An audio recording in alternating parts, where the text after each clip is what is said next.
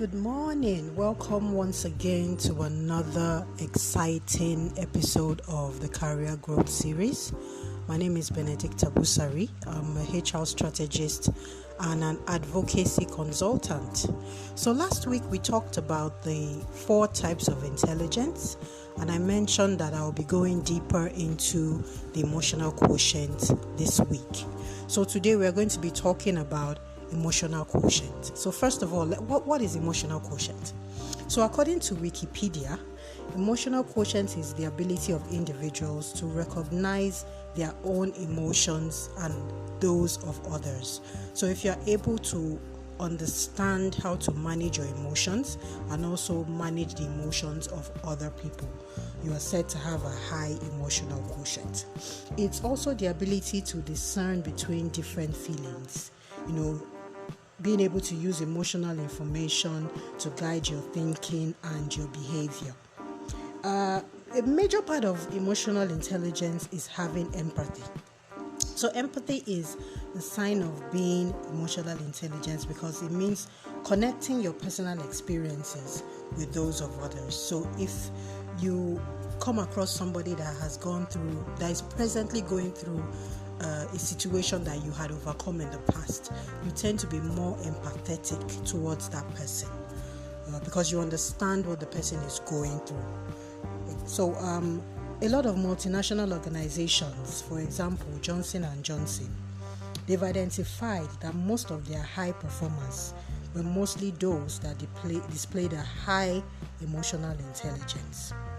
And a lot of studies have also shown that 90% of high performers in the workplace possess a high emotional quotient, while 80% of the low performers have low emotional quotient. So you can see that having emotional quotient is very, very important. So now let's look at the ways you can develop your emotional quotient. And I'm going to be giving you 5 major ways that you can develop it. So number 1 is manage your negative emotions. This reduces the likelihood of you becoming overwhelmed. We get overwhelmed with different things that happen both at the workplace or in our personal lives, but we need to learn how to manage our emotions. So instead of jumping to conclusions about an issue or getting unnecessarily upset, look at it objectively from different angles and ask yourself certain questions. You understand? So that you can be positive in your thinking and you can eradicate any form of negative emotions that might want to portray you in a negative light. Because at the end of the day, your actions will determine how people see you, how people portray you to be. So number 2 is be mindful of your vocabulary. Develop yourself to be a strong communicator. Both in the workplace, at home, in the church, in the mosque, anywhere you find yourself. Develop your communication skills. Use more specific words to communicate your message in a way that it doesn't cause offense to others. So be mindful of the things that come out of your mouth.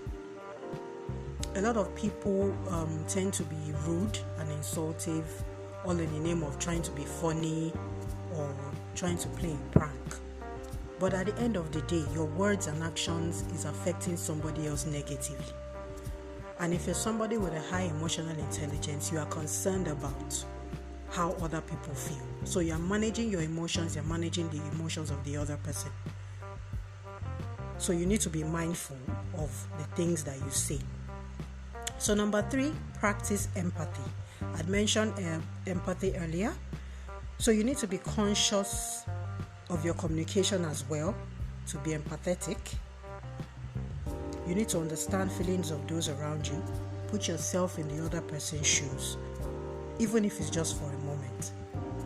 This thing this person is going through, if I was the one going through this thing, how would I react? How would I behave? So you are more understanding towards the person's reactions and you can better advise. But please take note that this doesn't mean that you should excuse unacceptable behavior. People that snap once in a while because they are going through one thing or the other. That is not their usual behavior. So if somebody does that, you as a manager will know, oh, there must be something wrong with her, or there must be something wrong with him. He usually doesn't behave this way. Then you can have a conversation with the person to be able to get to the root of the problem and nip it in the bud. So number 4, know your stressors.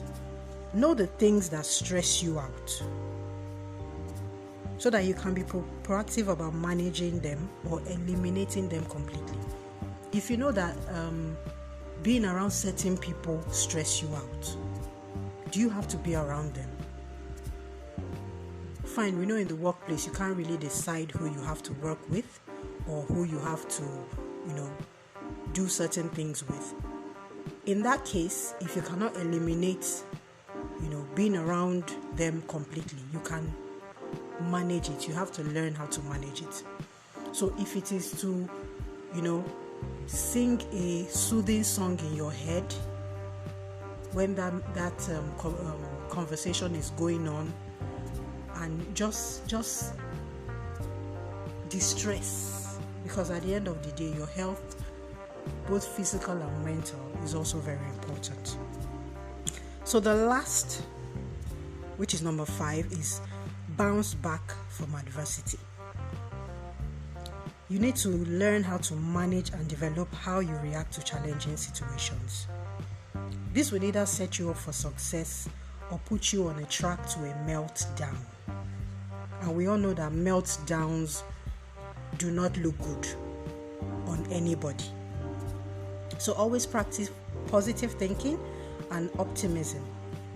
Don't complain. Look for something constructive to take out of every situation. Even if your manager has criticized your work or criticized what you do, look at that criticism constructively and pick out the things that you need to learn and do better going forward. So you need to remember that your ability to bounce back after a difficult situation is a test to your level of having a high EQ.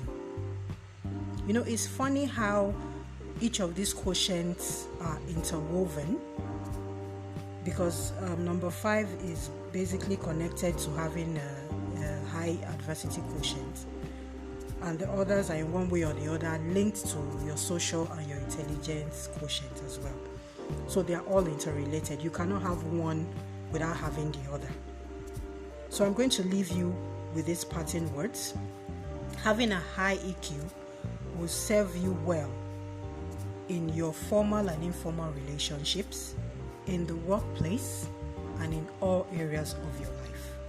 So go out there and practice a high EQ, and I would like to, hear from you on how this has impacted your work and your relationships positively. Thank you so much for listening, and have a wonderful day.